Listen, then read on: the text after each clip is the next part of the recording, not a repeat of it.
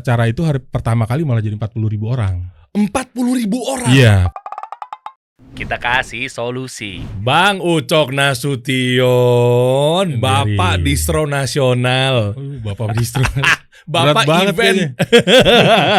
Derry, apa kabar Der? Sehat bang, sehat bang. Sehat. Iya. Kita ngomong bahasa Batak aja gimana? Gue fansnya kasih solusi loh gue. Enggak. Serius, gue nonton mulu gue. Bener? Itu iya. Serius? Iya, dari mana coba? Banyak gue dari yang Tsunami. Oh iya. Terus Reda. Awalnya gue Reda yang ada iklan nggak pakai musik. Oke. Karena anak-anak gue pusing banget tuh kalau bikin iklan backlog tuh, aduh nggak ada musiknya repot gitu kan. Oke. Terus ada liputan lu tuh awalnya. Akhirnya gue kirim ke anak-anak kan, nih lebih keren. Wah, baru pada cerah ya kan. Oh, bisa bang, bisa. Nah iya gitu. No, kalau berarti, perlu, iya. Alhamdulillah manfaat. Om. Berarti kita benar-benar kasih solusi. Iya benar. Solusi buat kita nih. Ya.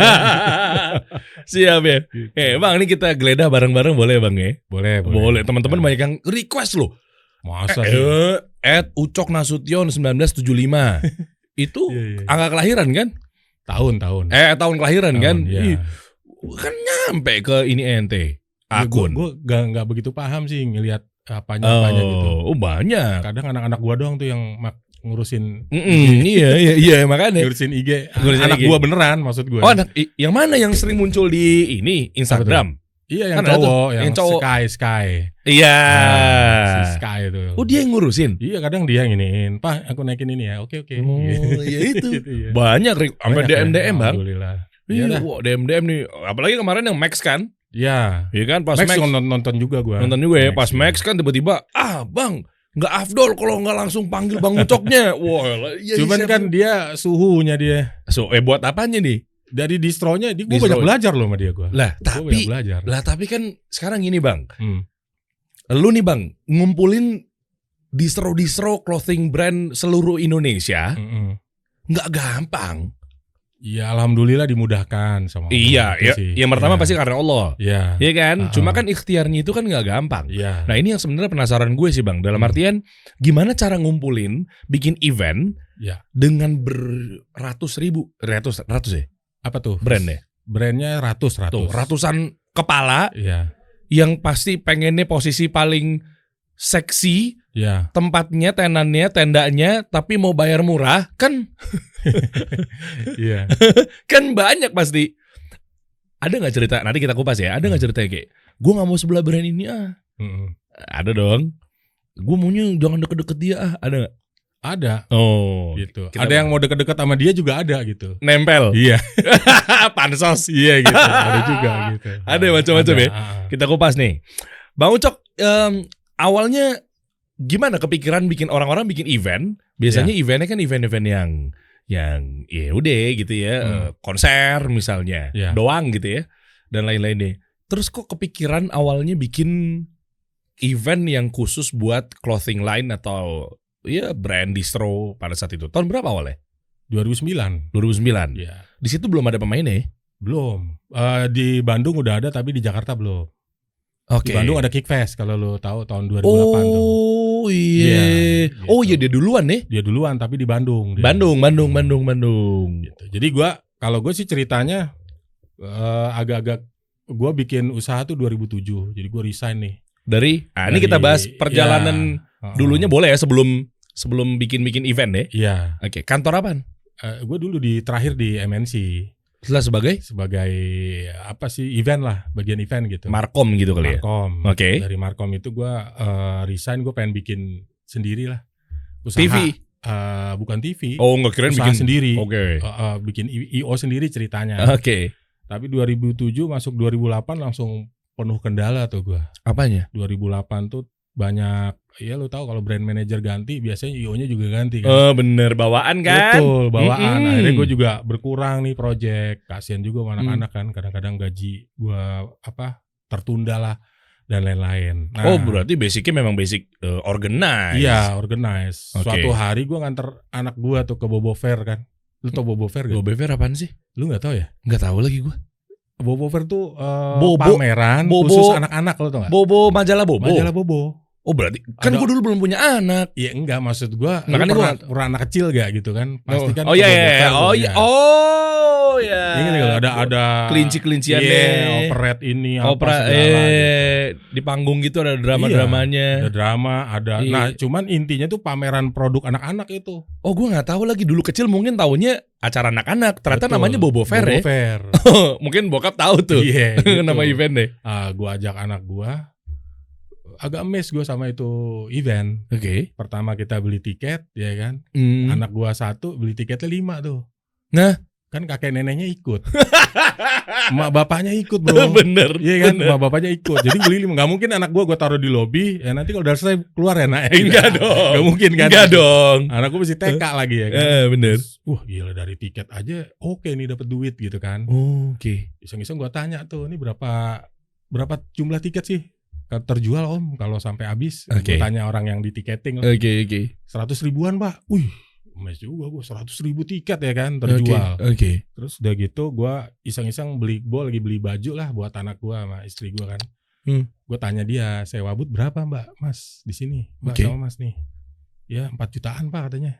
Wow. Itu nggak ada ratusan but lah. Langsung kalkulator berjalan dong. Iya, nah gue gitu orangnya, dari sifat gue tuh kalau ngelihat itu gue pasti ngitungin untungnya orang mulu gue. Cuannya segini nih gitu kan. Gue hitung tiket sama but itu oke banget nih penghasilannya ya kan. Dan gue rasa dia udah untung nih. Oke. Nah dalam hati gue nih kayaknya ya gue harus punya kayak ginian nih. Suatu pameran yang gue bisa laksanakan setiap tahun. So jadi insya Allah sih gaji anak buah gue nggak perlu telat-telat lagi. Oke, operasional aman. Iya, dan gue lihat Bobo Fair itu berdiri sendiri. Artinya gini, dia kayaknya mau ada nggak ada sponsor dia tetap nggak ada masalah tuh. Karena apa? Dia income paling gedenya dari tiket sama itu, dari tiket sama sewa booth. Dan marketnya udah jelas anak-anak. Betul. Udah yang gampang banget itu. Setiap hari ada yang lahir, bro. Iya, kan? Gitu loh. Bener. Akhirnya gue berpikir gue harus punya event kayak gini apa ya gitu loh. Gue lihat yang nggak ada tuh di Jakarta event anak muda lah. Karena anak muda tuh nggak ada gitu. Kalau lo bapak-bapak, ibu-ibu, ibu bapak-bapak gak ke inilah ke IMS ya kan. Ibu-ibu gelar batik, Women Expo apa segala macam, Inacraft ya kan. Ini anak muda nggak ada gitu loh. Nggak ada. Cuma belum Pasarnya kepikiran pengen kumpulin clothing brand-brand belum ada. Belum. Yang penting gimana caranya dengan yang tadi tuh percuanisasinya ini anak-anak muda yang mau disasar. Betul. Oke. Dan masalahnya anak muda di Indonesia itu paling yang bisa decision maker dia di clothing. Even motor pun dia masih nanya bokap, bener gak? Oh iya. Beda sama kita gitu. Kita beli motor kita udah bisa putusin nih. Gue beli motor ini. Ya kan udah. Pasti nanya dulu. Kalau baju kan lu gengsi nanya nyokap dulu kan. Iya benar. Ma aku mau beli baju ini boleh gak gitu? Iya benar, ngapain? Dia pokoknya dapat duit beli baju. Nah, dan juga kan terjangkau bang. Betul. Kalau baju doang mah gitu istilahnya. Akhirnya gue idenya yaitu ngumpulin distro-distro. Gitu. Langsung kepikiran pokoknya. Iya. Distro. Kebetulan ada temen gue yang pelaku distro lah. Gitu. Terus gue bilang lu bisa bantuin gue gak undang nih teman-teman distro, kita ajak makan malam deh. Itu dulu tuh kan. Iya, gue minjem duit tuh buat makan malam ya kan. Gue cari duit deh, bawa modal gitu. Ya gue udah nasihatin juga tuh sama tuh anak, lu kalau bisa bang kalau kesana jangan pakai mobil lu, mobil gue masih Xenia kan waktu itu.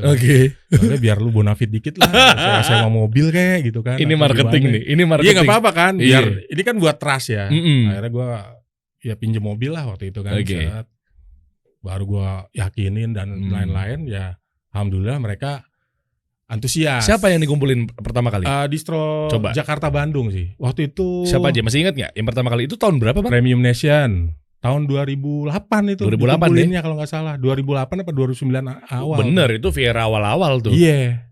Kan lu main juga kan waktu itu. Wih langganan sekali saya pada saat tur itu. Ya waktu itu bapak. Bener. Gitu, nah terus dikumpulin apa? Premium Nation. Kita ngumpulnya di Mus. Di Mus ini lu tau nggak yang di Majestic? Tahu banget. Jadi Mus tuh punya kafe men di sebelahnya. Tahu. Nah kita makan di situ. Di rame-rame. pertigaan itu kan. Betul. Kita makan di situ tuh rame-rame gitu. Di situ. Musnya ikutan juga dong pasti. Ikutan. Dia kan bagian dari sukses waktu itu. Pengen banget ada di Jakarta. Iya. Mus kan gede banget dulu ya. Sekarang mana ya? Gue nggak tahu deh tuh. Kan banyak sekarang teman-teman tuh berubah bisnis om. Gitu loh. Jadi mungkin awalnya di clothing, bosan dan lain-lain. Dia punya bisnis lain ya. Itu sih hak mereka lah gitu. Iya. Oke. Lalu siapa lagi yang ikut pada saat itu? Banyak ya. Premium Nation. Lo masih ingat ada Dead Boy. Dead Boy yang mana skateboard sih? Tuh. Terus ada banyak ada. Apa? Gue dulu pokoknya Dead 70s. Dead 70s. Ya gitu, kayak gitu. Magiku, Blue Endors juga. Iya ikut semua. Martin. Iya, terus Martin. Kan? Waktu itu anak buahnya yang datang. Oh, bukan Martin bukan Martinnya gitu. Gue dulu diseru banget asli. Iya. Aduh, siapa sih? Ini. Oh, Oval Bandung ya? Oval Bandung. Ikut juga. Oval akhirnya ikut. Apa sih enggak? Kok dia mau gitu? Cuma diundang makan doang? Jadi waktu kan itu, belum langsung bilang call to action. Gue akan bikin event nih, enggak dong? Jadi waktu itu ada yang nanya sama gue.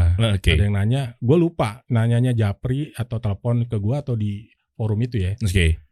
Ini kan menurut dia nih salah satu distro lah anak muda gitu ya. Oke. Okay. Ini oke nih kita ikutan nih sama Jacklot gitu. Tapi ada garansi nggak nih bahwa visitornya ini berapa gitu loh. Jangan sampai kita ikut ternyata nggak ada crowdnya gitu kan. Oh itu tuh yang berat tuh berdarah-darah tuh awal-awal tuh. Akhirnya gue nekat tuh gue bilang aja mudah-mudahan 20.000. Ya itu orang nanya lagi. Kalau nggak 20.000 gimana katanya? Aduh, lu bingung kan digituin kan? Gue bilang ya udah kalau nggak 20.000 sewa buat lu gue balikin deh, gue bilang gitu aja. Aduh, gue kata gue bismillah. Abis itu gue bingung Der. Berani banget. Bener gue pulang tuh gue bingung gue. Mikirin udah gue masih numpang sama mertua lagi ya kan. Gue bingung gimana ya supaya 20.000 tuh gimana ya gue bilang gitu kan. Oke. Baru tuh kenal tuh jadi kayak jadi rajin tahajud gitu-gitu. Oke. Masih belum paham lah gitu ini ya. Taufik Hidayah belum nyampe dong. Belum itu jauh. Masih ya. percaya kalau sholat duha itu mendatangkan rezeki kan aneh.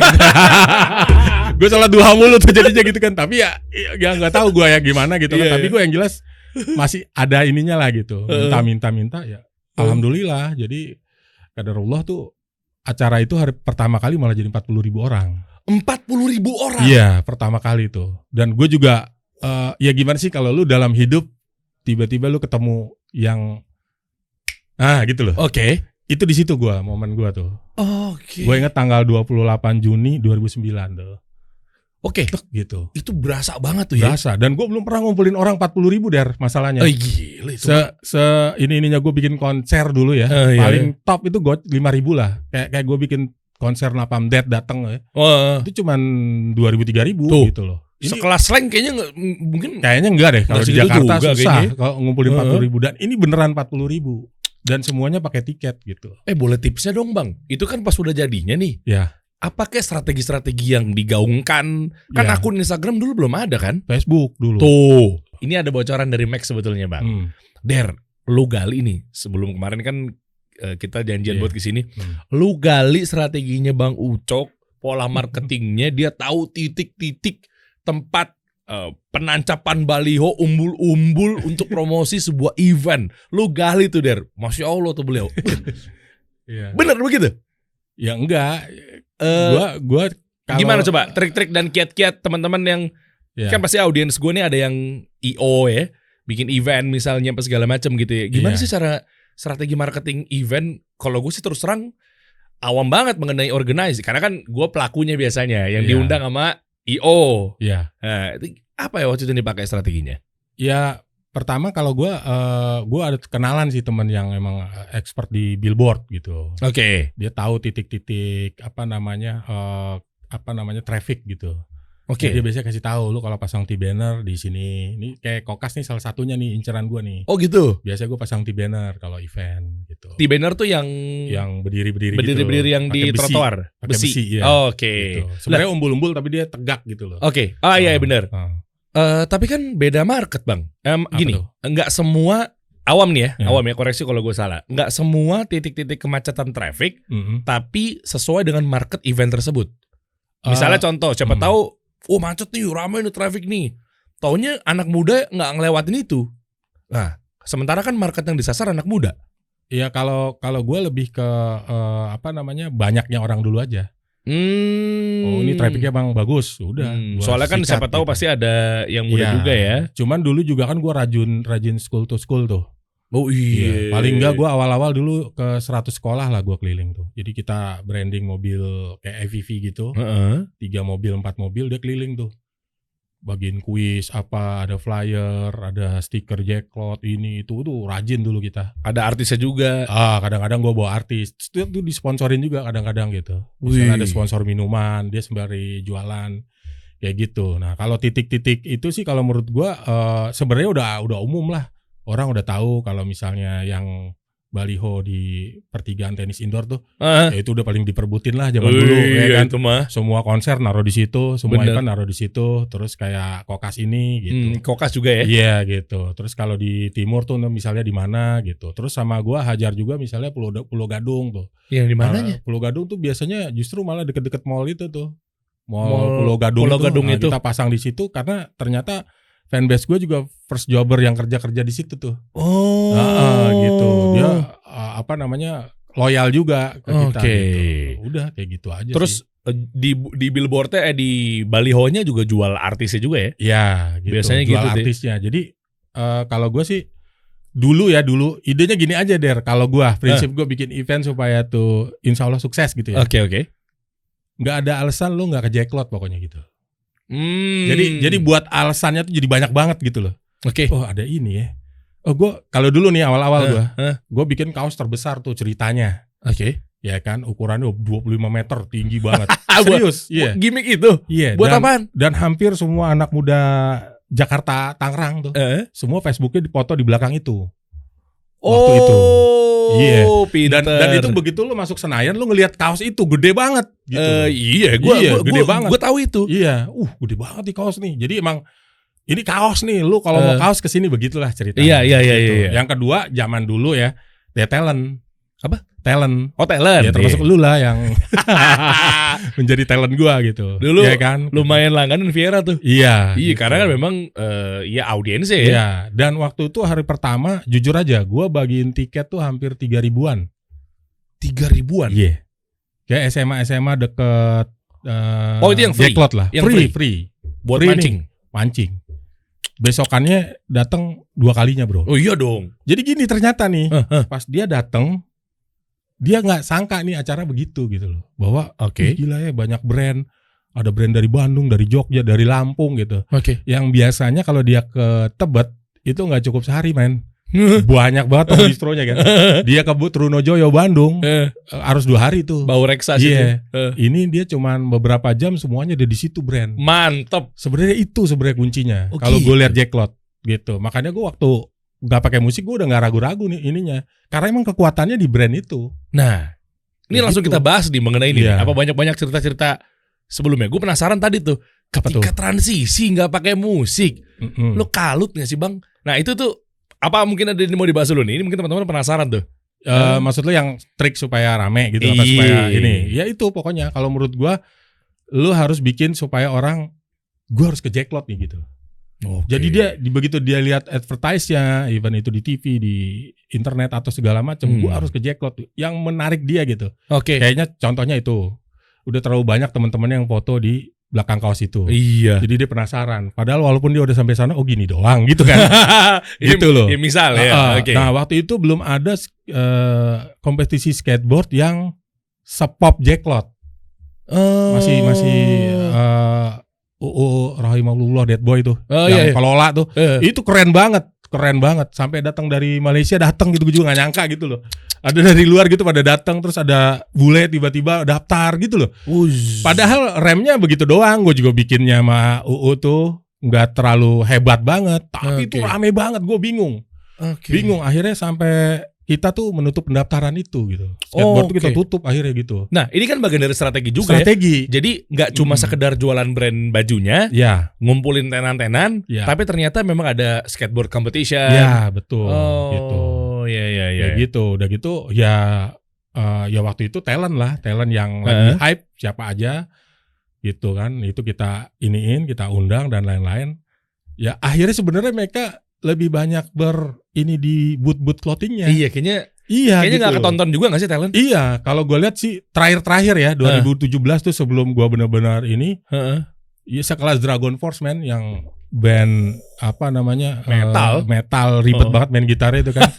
Dari Inggris nggak sampai 2.000 coba yang nonton. Tuh iya. Padahal yang masuk hari itu 40.000. Widih. Berarti kan menurut gue orang ini udah berubah gitu loh. Bahwa mereka gue datang, gue mau spending di Jacklot, gue mau beli rilisannya si brand ini gitu. Lucunya nih, ada 3 brand ya dulu, Tanksomnia, Shining Bright sama QNB bertiga. Oh itu tiga-tiganya jagoan tuh zaman itu. Antrian dia lebih ramai daripada yang nonton Dragon Force, men. Serius gue. Serius. Dan di situ gue emang gue udah mau ini kan, gue udah bilang tahun depan bahwa kita nggak lagi ada musik. Konsernya. Ya gitu. Walaupun banyak pro kontra lah waktu itu kayak gitu. Tapi gue udah lihat tanda-tandanya kok gitu loh. Bahwa memang Jacklot ini industrinya udah harus we are coming for the brand, bukan lagi we are coming for the band. Oke. Gitu. Oke, ini menarik nih. Ada nggak sih perseteruan antara para pemilik brand di dalam sana gitu kan? Secara kan lo kan pasti kan ngumpulin ini bang. Mereka kan kepalanya banyak banget egoisnya. Kayak gitu-gitu ada nggak sih kayak gue nggak mau di sini kok dia duluan sih? Suap penyuap mungkin dulu di zaman yang belum ada kenal hidayah apa segala macem. Ini gue duluan deh yang ini nih. Macam-macam lah. Ada gak sih? Itu kan berhari-hari soalnya. Iya, jadi kalau sekarang kita lebih ke dulu kita siasatinnya jadi dikocok tuh Der. Nah jadi ini dikumpulin. Oke. Terus ini pilih booth dikocok. Oh dia dapat booth ini. Nggak bisa milih langsung. Kenapa? Nah, karena waktu itu banyak kayak gitu kan. Pernah kita buka, akhirnya ya berseteru gitu. Tapi terakhir kita justru bikin yang ambil paket dulu deh. Misalnya gue 36 kota nih, gue ambil 30 kota bang. Nah yang paket-paket dulu aja, gitu loh. Karena kan dia jelas dia nggak mau ngambil resiko bareng sama gue gitu loh. Misalnya kayak gue ke Samarinda nih. Ya kan itu resiko tuh. Terus gue Samarinda laku nggak nih? Iya. Tapi dia mau ngambil resiko sama Jacklot gitu loh. Nah itu yang kita duluin gitu loh. Kayak gitu. Ini gue ada tour nih 30 kota, ayo. Silakan nih gitu. Sama mungkin yang ada deal-deal khusus lah kayak gitu. Apa tuh maksudnya? Ya mungkin gua ada barter promosi sama brand itu. Kan ada brand juga yang akhirnya sekarang ini melebihi Jacklot, bro. Kalau menurut gua dari sisi ininya ya, fanbase-nya ya banyak lah kayak sekelas Erigo. Iya benar. Saudara kita Yopi, Roughneck. Itu kan udah kalau menurut gua udah beyond, malah udah ngeri banget gitu loh. Iya kan? Kalau ngomongin Erigo, Sadat tuh dari nol banget ya. Di Jacklot ikut awal-awal kan Jacklot? Awal-awal Jacklot. Oh dia 2000, saya ingat gue 2013, 2014 ya. Erigo belum kayak sekarang kan bang? Belum, dulu malah jualan barang sama gue ingat di Supermall Karawaci itu. yang kita habis dari Gancit tuh ceritanya lebaran kan. Alhamdulillah sukses tuh. Nah gue ada deal sama Supermall Karawaci. Iya kan gue sempat ke situ juga. Cuma waktu itu gue lu di bawah. Lu manggung di bawah lu. Bener. Sama siapa? Stand up tuh. Lupa gue yang orang Arab. Iya dia pokoknya MC-nya dia. Lu sama dia waktu itu. Iya benar. Bukan Kemal ya? Kemal Palevi. Iya betul. Sama Kemal lu di bawah. Nah dia waktu itu jadi karena masih banyak barangnya jadi bagian itu. Dan dulu Sadat bener-bener yang ngurusin. Dia memang gue ya struggle-nya hebat kalau menurut gue. Jadi gak heran dengan ikhtiar sekarang dia ini gede sampai sekarang si Erigo ini. Betul, karena dia gue lihat bener-bener fokus gitu. Coba apa sih satu kesan yang memang ada brand atau clothingan tadi yang memang ikut Jacklot mungkin ya terserah dari awal atau dari pertengahan yang sekarang udah gede banget dan kelihatan memang ya tadi dia serius, fokus gitu sehingga gede banget sekarang. Selain Erigo salah satunya. Erigo, Roughneck juga kan. Oke. Iya. Lihat perjuangan mereka juga lah. Gitu. Erigo kita bahas. Awal-awal jualan batik ya. Iya dia. Sempet kan? Dulu yang di Supermall tuh sama gue belum seperti yang kayak sekarang. Jadi dulu misalnya kayak iniannya pakai Oxford polos, sininya batik. Iya. Ada yang batik, ininya polos gitu-gitu. Kayak gitu sih. Masih dia konsepnya waktu itu mungkin belum ketemu kali ya. Oh nyari kayak itu. Gitu. Tapi bagus penjualan di situ. Lumayan sih waktu itu, happy juga gitu loh. Tapi ya kalau dibanding sekarang ya udahlah, jauh banget ya kan. Jauh gitu. Roughneck juga ya. Oh Roughneck apalagi, ya kan sama itu 11-12 lah. Kejar-kejaran tuh. Ya sekarang kalau kita lihat di Shopee kan dia antara nomor 1 nomor 3 terus tuh.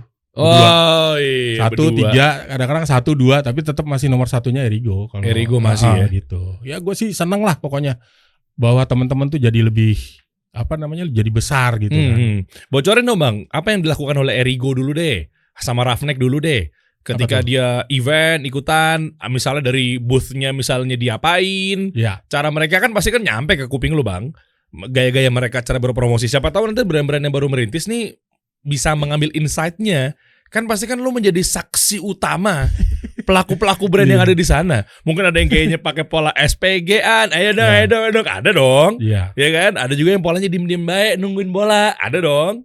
Iya kan? Kalau yang gua lihat banget tuh justru Erigo ya. Erigo ngapain dia? Kalau Erigo tuh konsep strategi marketing yang keren banget kalau menurut gua. Oke. Dia kan dari awal-awal beli, lu bayangin di Jacklot tiba-tiba nongol beli 2 dapat 6.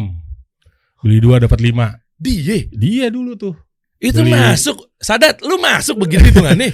Masuk kali insya Allah dia. Iya, kan jadi harganya dia udah minim. Iya, dan gue lihat selalu bootnya beda dengan brand lain. Ini apa? Dia selalu pertama lebih gede. Di hook dong. Di tengah biasanya dia malah di tengah gitu. Terus dia kadang-kadang bikin hal-hal yang unik lah kalau menurut gua. Contohnya? Misalnya lo belanja bisa dapet door prize-nya jalan-jalan ke Jepang, kemana gitu-gitu. Baru dia tuh. Di anak-anak clothingan yang kayak gitu tuh maksudnya yang beyond itu baru dia lah gitu. Bakar duit banget ya? Iya gitu. Tapi ada hasilnya. Gue lihat berhasil memang gitu. Gimik-gimik. Gue pernah dengar kalau nggak salah dia dari satu event tuh bisa tembus 5-6 miliar gitu dalam 5 hari. Bang. Serius bro. Enggak, sekarang brand gue aja nih. Brand gue kan Heiho ya. Gue aja pernah 2 miliar gue. Padahal gue di belakang tuh. Di belakang pojok gitu kan. Tahun 2018 tuh gue. Kan kalau gue kadang-kadang ngalah sama anak-anak kan. Iya. Si ini mau di sini yaudah deh Heiho di belakang aja gitu kan. 2M gue alhamdulillah waktu itu. Dan isu-isu kayak gini sempat nyampe ke kuping gue. Gue pikir nggak segitunya. Ya itu segitu bro. Nah ini menarik, kita bahas income ya. Iya. Siapa tahu bisa memotivasi buat teman-teman yang nanti akan. Kalau Max nggak mau ngasih tahu kemarin ya dia. Iya deh. Padahal gede ya. Mau gua bongkarin apa gitu. Boleh tuh, iya. Nah, apa sih goals dari distro atau clothing brand itu ikutan Jacklot? Kenapa sampai ngebet itu?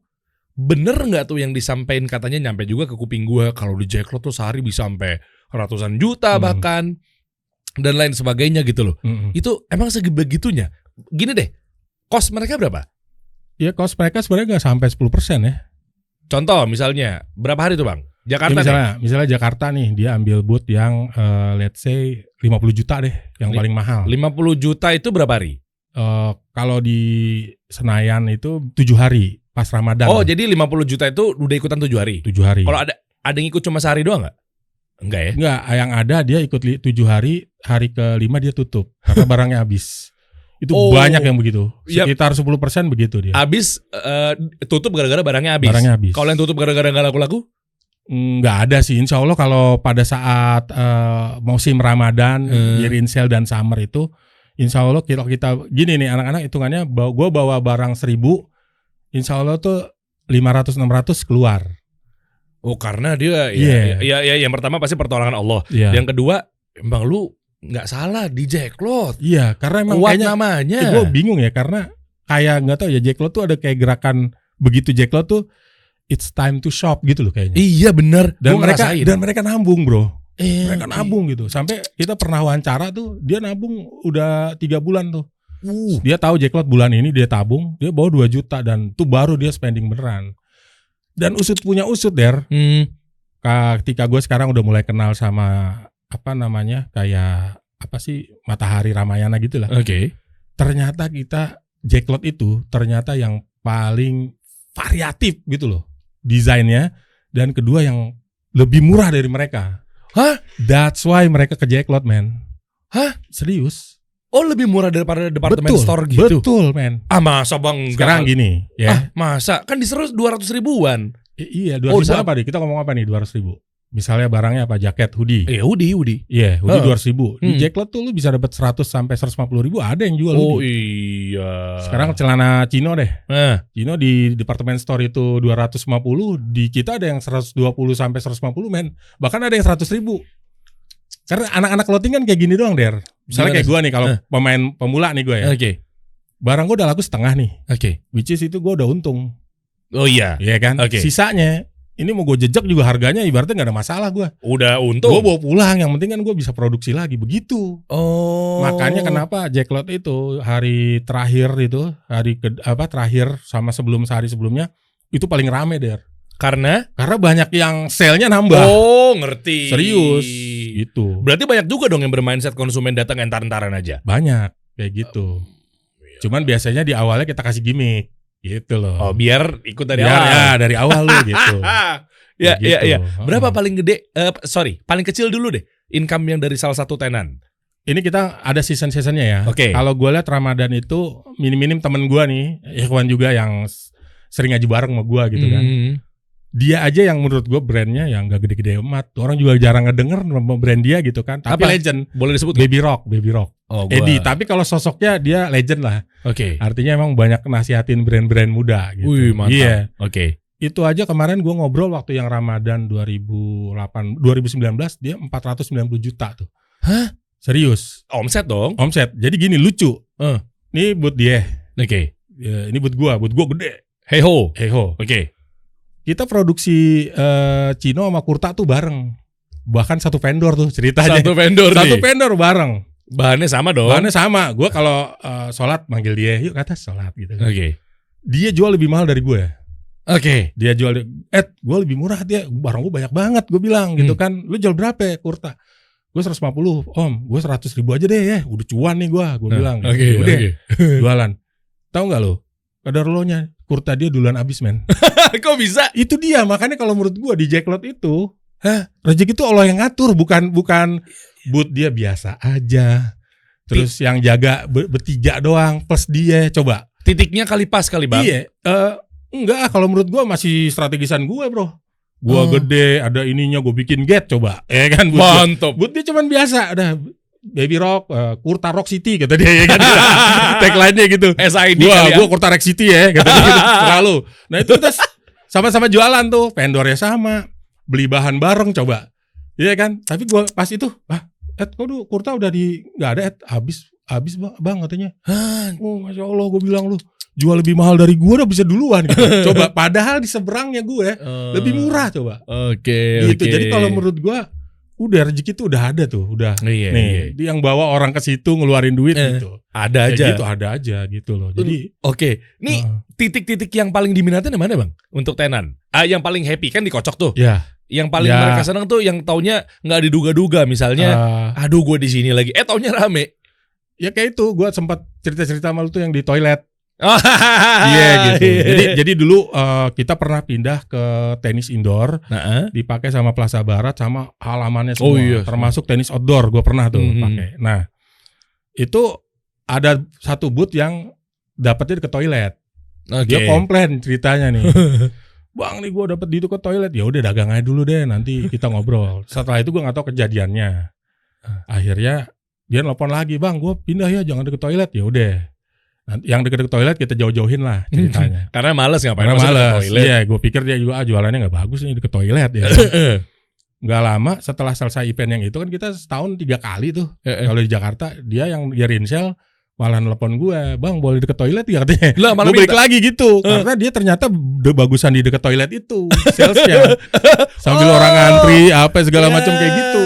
Karena toilet kan sebetulnya titik temu ya. Iya. Jadi misalnya orang, misalnya ya bininya pada. Iya, bini ke toilet, ya akhirnya nunggu. Lihat-lihat. Oke, atau enggak? Lu kan. Iya. Akhirnya beberapa tahun dia spesialis tuh deket toilet. Pokoknya ada yang deket toilet gak banget ya. Kayak gitu loh. Ya, jadi ya inilah. Aku macem-macem aja gitu. Macem-macem ya. Sampai-sampai gitu. tadi 6M apa segala macam ya. Ntar juga bakal ada lagi ya. Insya Allah ya. Insya Allah nih Desember nih. Nah, ntar kita tahan dulu nih, kira-kira masih buka pendaftaran apa enggak nih? Iya. Iya, nanti kita tungguin nih sampai akhir nih, cerita menarik nih. Sekarang kita masuk fase ini, Bang. Kan lu sempat transisi tuh. Ya kan kita tahu ya. Ya, jalanin hidup, Taufik Hidayah datang. Ya kan? Ternyata udah ketemu tuh cara beragama yang benar bagaimana. Ketemu hukum halal haram. Iya, Masya Allah, semua karena Allah ya. Nah, sampai akhirnya yang tadinya Jacklot itu identik banget dengan konsernya di dalamnya, musiknya, wah macem-macem deh. Taunya sekarang udah hilang. Udah nggak pakai musik, konser, karena memang tahu juga hukumnya apa segala macam. Tahun 2017 ya? 2017 terakhir. Tuh, terakhir yang menggunakan konser. Iya. Musik-musikan apa segala macam. Itu ngerasain nggak pahitnya? Wah, pusingnya, kalutnya. Terus sampai-sampai mau nggak mau, nih gimana nih? Kita ngomong fitrah ya, manusia kan pasti kan ya ada fitrahnya, pasti ada ya. Gua ngapus nih panggung, apakah memang nanti akan menjamin traffic Betul. akan tetap tinggi. Gimana nih? Nah sementara kan itu juga nggak dipungkirin ya, kita ngomong bahasa dunianya lah, itu lumayan bisa naikin traffic. Oh ada band ini, ada band ini, ada band ini. Itu gimana tuh prosesnya Bang? Ya stres juga gue dulu kan. Jadi Desember terakhir tuh ceritanya.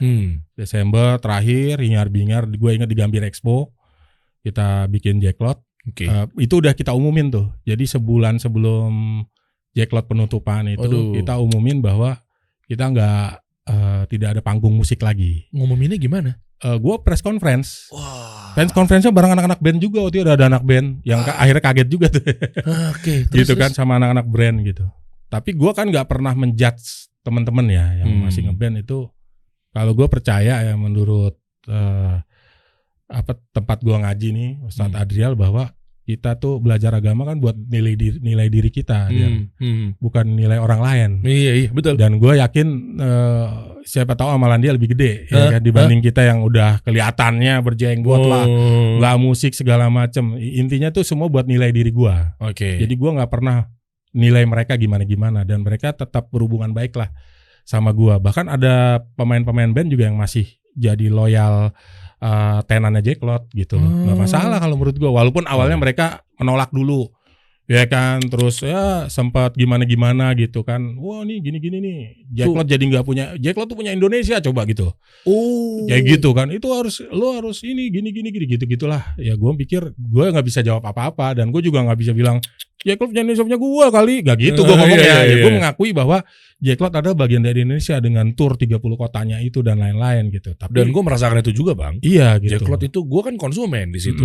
Ya manggung oke lah. Tapi setelah memang fase-fase yang 2017, 18 itu kan gue jadi konsumen. Gue udah nggak manggung lagi kan.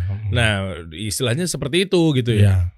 Itu gue ngerasain, maksudnya ini jadi begini nih ya. Berapa orang yang merasa kecewa nih pasti kan? Iya. Nah, pasti banyak yang kecewa dari konsumen, dari ini. Tapi gue ada keyakinan nih. Ya gue dapat ini kan hidayah. Maksudnya gue ngaji nih ya, belajar ilmu agama kan, gue yakin bahwa insya Allah kalau kita hijrah di jalan Allah diganti yang lebih baik. Wah, itu dulu satu. Iya. Tapi ada satu lagi Der. Apaan tuh Bang? Ketika kita hijrah pasti kita akan diuji, gitu kan? Iya. Jadi dua ini nih seimbang nih kalau menurut gue nih. Iya. 2018 mulailah gue Jacklot tanpa musik. Aduh. Tapi gini ya, artinya misalnya buat lo nyetel CD itu urusan lo. Oh, tapi di awal karena gue anggap gue pasar. Tapi gue tidak ada panggung stage musik. Oh, karena itu lu yang menyediakan. Kalau dulu kan 8 panggung ya kan. Lo aja bingung kan, di sini ada panggung lagi. Itu panggung lagi banyak banget panggungnya gitu. Nah, gue nggak ada lagi tuh. Tapi kalau misalnya si satu booth tertentu dia mungkin style musik atau apa itu urusan dia. Selama satu tidak mengganggu kiri kanannya. Terus ada batas volume gitu. Nah, itu kita masih memperbolehkan lah. Tapi ujung-ujungnya sekarang banyak juga yang malas malah jadi dia lihat itu kok pada matiin musik malah bagus tuh penjualannya gitu kan. Akhirnya dia juga bener gitu kan. Jadi fokus kan nawar-menawar juga enak. Ganggu banget. Betul dan lain-lain. Kan lu lihat sekarang banyak kafe-kafe yang nggak pakai musik kan. Walaupun bukan orang hijrah kalau gue lihat. Ternyata meeting lebih enak, zooman lebih fokus. Daripada dangdung. Gimana lu? Kan repot gitu meeting gitu. Tapi dengan itu kita lebih nyaman lah gitu. Nah terus 2018 kita Februari di Cibinong. Cibinong tuh gue biasa datang 25.000 sampai 30.000 orang. Pakai tiket ada musiknya. Ini gue coba nggak pakai musik nih ceritanya. Pertama kali. Perdana. Betul. Di Cibinong itu adalah tempat yang pertama kalinya nggak pakai musik. Betul. 2018 tuh. Gue tes. Tapi gue ada beberapa gimmick. Waktu itu skateboard sama BMX gue pertahanin. Ya kan. Tapi tanpa musik ya tentunya. Tapi ada hostnya. Terus gue waktu itu larinya ke kuliner. Tadinya emang nggak ada, bukannya ada? Kuliner ada, tapi setiap orang kulineran di Jacklot komplain. Banyak, apalagi Senayan ya dulu. Sampah ya? Mahal, nggak enak. Kan lu sering gitu kan, makan di Jacklot tuh, sate Padang, ininya udah dingin apa, bayar 25. Udah. Iya benar. Gue akhirnya bikin konsep tuh. Pokoknya kulineran di Jacklot harus murah dan enak, kita kurasi. Gue bikin kuliner serba ceban. Jadi ada salah satu sotomi Bogor yang ngetop banget. Itu sampai orang Cibinong tuh sering ke situ. Gua undang khusus. Sotomi lu pokoknya lu siapin sehari 1000 porsi. Dan ceban jualannya? Ceban. Dia bilang dia minta 15, 5.000 gue subsidi. Masya Allah. Kan gue daripada bayar Viera kan. Sama aja, bener gak? Bener gak? Kan itu hitungan marketing lu ya? Betul, dan lebih murah jadinya. Iya. Dah alhasil tuh nggak cuma anak muda yang pada ngantri mau masuk kulineran Jacklot, sampai orang-orang kerja tahu ada tuh Sotomi Bogor di event kita, dia datang khusus buat makan siang di situ. Masya Allah. Alhamdulillah rame. Alhasil waktu itu ketemu 48.000 lah, malah naik. Inilah sesungguhnya yang benar-benar meninggalkan sesuatu karena Allah. Iya, diganti. Iya. Tapi ujiannya belum ya, nanti baru ada lagi. Kita bahas nih. Iya gitu. Artinya kita mau yang happy-nya adalah berarti 40.000 terakhir rekor ya? Iya, rekor. Malah jadi 48.000. Terakhir 38 something, naik 10.000 lah. 10.000. Dan dalam setahun itu yang dulu biasanya kita setahun tuh 1,3 juta visitor tour. Tahun itu yang tanpa musik 2018 1,8 juta. Naik 500.000 seluruh Indonesia. Masya Allah gitu. Akbar. Kayak gitu. Itu kagetnya banget. Iya, gua terus sampai gue mikir gini kadang-kadang ya. 2018, 2019 jadi 2,4 juta. Naik lagi visitornya. Sampai gue pikir gini, ini kan ada ayat atau apa gitu ya, kan katanya akan diuji ya. Tapi gue gak ngerasain ujian, Der. Sampai 2000 serius. Sedikit pun. Di luar itu kali, Bang. Gue bikin apa aja jadi, Der. Alhamdulillah. Gue gak tahu ya, karena ini Allah ya, kuasa Allah. Gue bikin konsep ice cream festival, tour di 6 kota, semua sukses. Sampai ada di Bekasi tuh 30.000 orang. Ini di luar Jacklot nih? Di luar Jacklot gue bikin lagi. Ice cream festival, gue bikin lagi namanya Pesta Pedas. Sambal semua tuh. Iya, bawa pedes-pedes semuanya tuh. Sponsornya minuman kan, pas tuh. Terus gue kerja sama La Fonte Bogasari, gue bikin pesta pasta. Sampai gue bikin ada chefnya tuh nemuin pasta tuh bisa jadi cendol, men. Enak banget. Oh, emang iya? Serius. Wah, itu pokoknya gue bikin kayak gituan tuh yang ibaratnya gue nggak pakai ada musiknya gitu ya. Kalaupun ada musik paling buatnya sponsor lah itu. Ini dia, tapi gue nggak ada ini. Karena akhirnya gue punya ide tuh kayak gitu, bahwa harusnya brand lu itu adalah superstarnya, men. Bintang tamunya. Contoh, gua sama Walls nih ya, kerja sama Es Krim Festival. Iya. Mereka tuh berbondong-bondong puluhan ribu tuh datang bukan buat bintang tamunya, men. Tapi mau makan banana split 10.000 yang harusnya 40.000, men. Yes. Ini gue dapat gue ngerti itu, gue. Bro. Oke. Sekarang daripada lu spending ke artisnya gede banget tuh tampangnya tuh, ya kan? Si A main, band ini main, si ini pelawak ini, wow gitu kan. Yang ngetop dia tetap.